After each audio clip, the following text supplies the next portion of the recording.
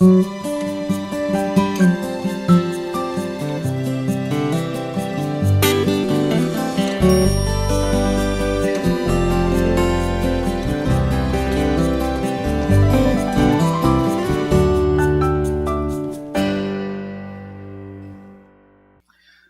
dia, amigo. Aqui estamos nós juntos, começando um novo dia e reservando alguns minutos desse começo de dia para meditar na palavra de Deus.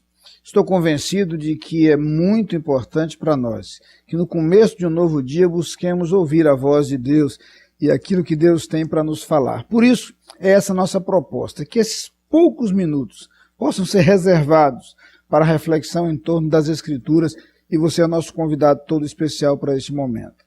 Aproveito para rapidamente me dirigir aos que aniversariam hoje, desejando-lhes um dia muito feliz e ricamente abençoado por Deus. E quero convidar a todos para nosso culto de oração, realizado em nossa igreja a partir das 7 horas da noite de hoje. Estaremos juntos para orar, estamos estudando o Sermão do Monte, concluindo nossos estudos baseados no Sermão do Monte. Vale a pena aprender aquilo que Deus nos ensina através desse extraordinário texto das Escrituras. Agora, vamos ao Salmo 119, em seu versículo 59, que diz o seguinte: Considero os meus caminhos e volto os meus passos para os teus testemunhos. Na verdade, esse versículo ele reflete muito do que está presente em todo o Salmo 119. Salmo 119 é o maior salmo das Escrituras, se consideramos em forma de capítulos, o maior capítulo da Bíblia, mas é de uma riqueza extraordinária e traz uma mensagem muito interessante. O Salmo 119, que é dividido em perícopes, em forma de acróstico, usando-se as letras do alfabeto hebraico, uma poesia muito bem estruturada na língua hebraica. É lamentável que na língua portuguesa a gente perca um pouco dessa construção fantástica do Salmo. Ele tem uma unidade no que se refere à sua mensagem, ao seu projeto. A mensagem do Salmo 119 é a mensagem da beleza, da riqueza, da validade da palavra de Deus, dos mandamentos de Deus. O salmista usa de uma forma muito rica, um vocabulário variado para se referir à palavra de Deus, e chama de estatutos, de mandamentos, de pensamentos, de decretos, de preceitos, mas são todas palavras que de forma sinônima se referem à palavra de Deus. E a tese apresentada no Salmo 119 é a tese de que vale a pena obedecer à voz de Deus, obedecer aos seus mandamentos, preceitos, decretos, etc, etc. Vale a pena considerar aquilo que Deus tem a nos ensinar através da sua palavra, vale a pena seguir a sua palavra. Lembra, por exemplo, que a palavra de Deus é lâmpada para os nossos pés e luz para o nosso caminho, a nos lembrar que a palavra de Deus ilumina os nossos passos, conduz-nos de forma clara, orienta-nos em nossas decisões. Não apenas isso, o Salmo 119 vai nos lembrar que a palavra de Deus é quem nos protege de determinados elementos destrutivos em nossa vida. Ele diz, por exemplo, escondi a tua palavra no meu coração para não pecar contra ti. É na palavra de Deus que encontramos a maior arma, o maior recurso de que dispomos para estar fortalecidos diante das tentações, diante das seduções. Quando Jesus Cristo diz que erramos não conhecendo as Escrituras nem o poder de Deus, é para nos lembrar que é justamente a ignorância das Escrituras que nos induz ao erro. E aqui abre um parênteses para lhe lembrar que o acesso à palavra de Deus, a leitura da palavra de Deus, é o melhor antídoto contra os erros da existência. Fecho parênteses e volto para a ênfase do Salmo 119. Esse versículo que lemos, aliás, essa perícope que começa a partir do versículo 57, é muito interessante porque temos aí o cerne da tese apresentada no Salmo. A ideia de que existem os nossos pensamentos, os nossos projetos pessoais, e existem os mandamentos de Deus, os decretos de Deus. E nem sempre isso coincide. Aliás, ontem mesmo falávamos sobre isso aqui no programa, fazendo referência ao que está no capítulo 55 do livro do profeta Isaías, versículos 8 e 9, Quando a Bíblia fala dessa distinção, o próprio Deus fala da diferença entre os seus pensamentos e os nossos pensamentos. O que o salmista diz, declara no Salmo 119, é que ele considerou os seus caminhos, considerou os seus pensamentos, mas que decidiu abraçar os projetos de Deus, abraçar os planos de Deus. O versículo seguinte ao versículo que lemos, o versículo 60, por exemplo, diz declaradamente da sua decisão de obedecer aos mandamentos do Senhor, de seguir aos mandamentos do Senhor.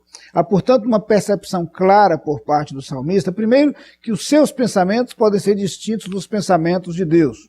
O que a Bíblia diz diversas vezes e a nossa experiência tantas vezes confirma.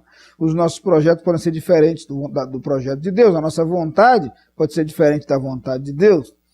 E acredite, todas as vezes em que nós abraçamos a nossa própria vontade, rejeitamos a vontade de Deus, nós escolhemos para nós mesmos o caminho da perdição, o caminho do erro, com todos os desdobramentos e consequências que isso traz consigo. E é por isso que a Bíblia nos alerta quanto à lei da semeadura.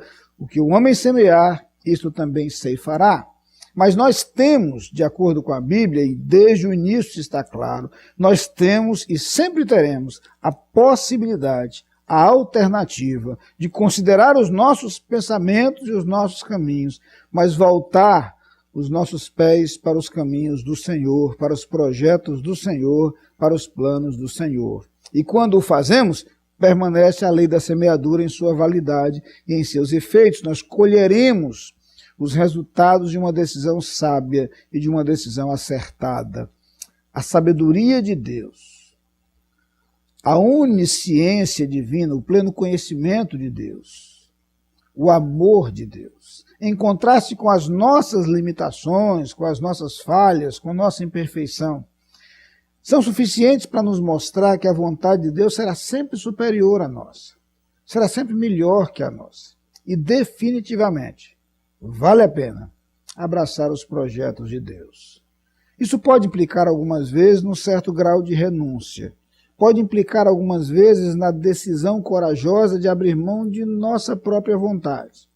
No entanto, as Escrituras vão nos lembrar que sempre valerá a pena, ainda que consideremos os nossos pensamentos, voltar os nossos pés para seguir o caminho que Deus tem para nós. É esse meu desejo para a sua vida na manhã de hoje. E eu convido a orarmos juntos por isso. Pai querido, muito obrigado porque a tua palavra nos lembra que tu tens projetos para nós.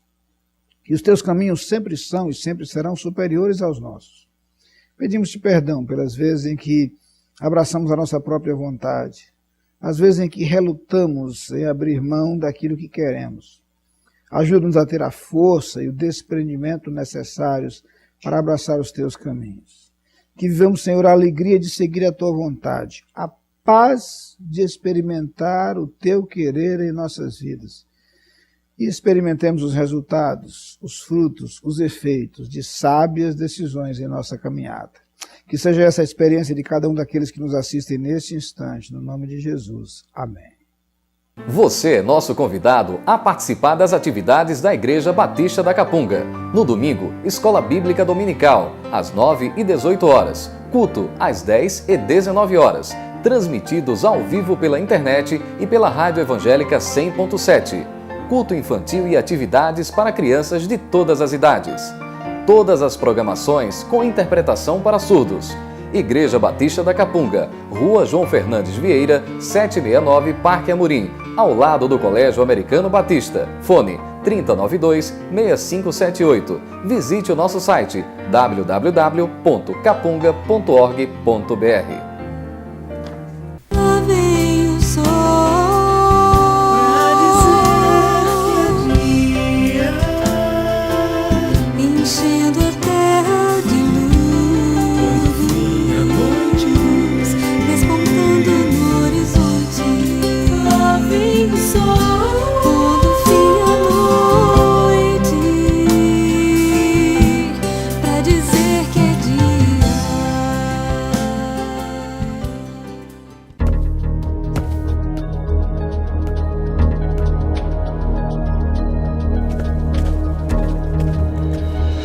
A Adlin cuida da sua empresa para você cuidar mais de você.